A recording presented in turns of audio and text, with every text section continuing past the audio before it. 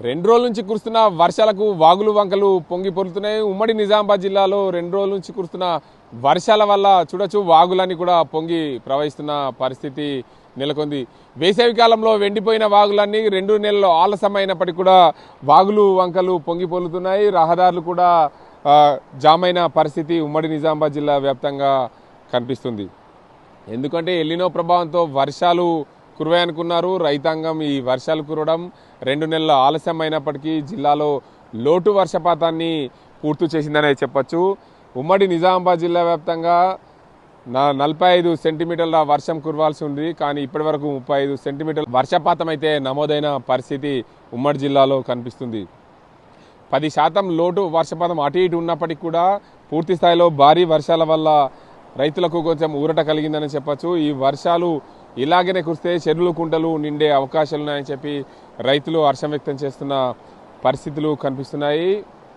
2 రోజుల నుంచి కురిసిన వర్షాల వల్ల జిల్లాలో వర్షపాతం అధికంగా నమోదవుతుంది. అత్యధికంగా మద్నూరు, జుక్కల్, బిచ్కుంద, పిట్లం, మహమ్మద్ నగర్ మండలాల్లో భారీగా వర్షపాతం నమోదైంది. నిజామాబాద్ జిల్లాలో 10 సెంటీమీటర్లకు పైగా వర్షపాతం నమోదైన పరిస్థితి నెలకొంది.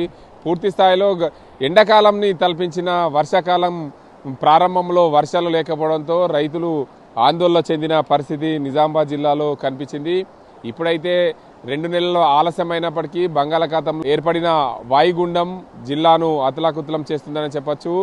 మరో 3 రోజుల పాటు ఈ వర్షాలు ఇలానే ఉంటాయని చెప్పి వాతావరణ అధికారులు చెప్తున్న పరిస్థితి. ఈ నెల 31 వరకు వాయుగుండం కొనసాగుతుంది. వర్షాలు సమృద్ధిగా కురిసే అవకాశాలు ఉన్నాయని చెప్తున్నారు. మొత్తంగా ఈ భారీ వర్షాల వల్ల ఉమ్మడి జిల్లా రైతాంగాన్ని కొంత ఊరట కలిగించింది. నిజాం సాగర్ అదేవిధంగా శ్రీరామ్ సాగర్ ప్రాజెక్టులకి స్వల్పంగా ఇన్ఫ్లో వచ్చి చేరుతున్న పరిస్థితి ఉంది.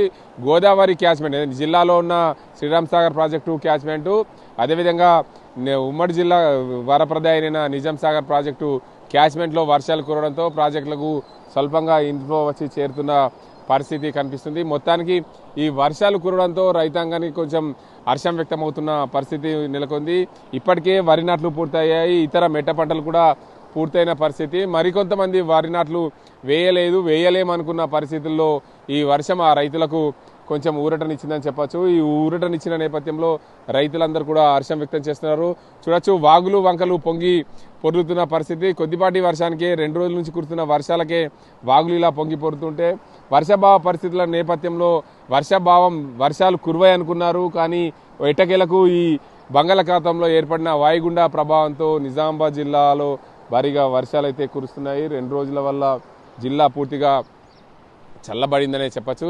ఈ వర్షాల కారణంతో పూర్తి స్థాయిలో పట్టణ ప్రాంతాల్లో అయితే లోతట్టు ప్రాంతాలని కూడా కొన్ని ప్రాంతాల్లో జలమయమైన పరిస్థితులు ఉన్నాయి. ఉమ్మడి జిల్లా వ్యాప్తంగా భారీగా నదులు, కుంటలు ఏదైతే చిన్న చిన్న చెరువులు కూడా నిండే అవకాశాలు ఉన్నాయి. కాబట్టి ఖచ్చితంగా భారీగా వరద నీరు వచ్చి చేరుతున్న పరిస్థితి. జిల్లాలో వర్షం ఇలాగనే కురిస్తే మరో 2 రోజుల పాటు వర్షాలు ఇలాగనే కురిస్తే చిన్న చిన్న చెరువులు, కుంటలు అన్ని నిండే అవకాశాలు ఉన్నాయని చెప్పి ఈ ప్రాంత ప్రజలు కోరుతున్నారు. మొత్తానికైతే వాతావరణం ఒక్కసారి చల్లబడడం, 2 రోజుల నుంచి వాయుగుండం ఏర్పడడం, వాయుగుండ ప్రభావంతో జిల్లాలో వర్షాలు కురవడం, వర్షాలు కురిసిన నేపథ్యంలో వాగులు వంకలు పొంగి పొరలో నిజామాబాద్ ఉమ్మడి జిల్లా వ్యాప్తంగా చూసుకుంటే ప్రధానంగా కప్పలవాగు, పెదవాగు, చిన్నవాగు ఈ వాగులన్నీ కూడా పొంగి పొరులుతున్నా. చెక్ డ్యాంల నిండి పూర్తిగా పొంగి పొరులుతున్న పరిస్థితులు ఉమ్మడి జిల్లా వ్యాప్తంగా కనిపిస్తున్నాయి. వర్షాలు కురవాల్సిన భూగర్భ జలాలు కూడా పెరిగే అవకాశం ఉన్నాయి. కాబట్టి చెరువులు, కుంటలు, వాగులు పొంగి ప్రవహించడంతో భూగర్భ జలాలు కూడా పెరిగే అవకాశాలు ఉన్నాయని చెప్పి చెప్పుకోవచ్చు. ప్రధానంగా వర్షాభావ పరిస్థితుల నేపథ్యంలో రైతులకు కొంత ఇబ్బంది ఏర్పడినప్పటికీ 2 నెలల ఆలస్యంగా వాగులు వంకలు పారడంతో రైతులు హర్షం వ్యక్తం చేస్తున్న పరిస్థితి. మరో 2 రోజుల పాటు ఈ నెల 31 వరకు వర్షాలు ఇలాగనే వాయుగుండ ప్రభావం ఉండే అవకాశం లేకపోతే వర్షాలు మరింత సమృద్ధిగా కురిసే అవకాశాలు ఉన్నాయని చెప్పి వాతావరణ శాఖ అధికారులు చెప్తున్న పరిస్థితి. ఇది ఇక్కడ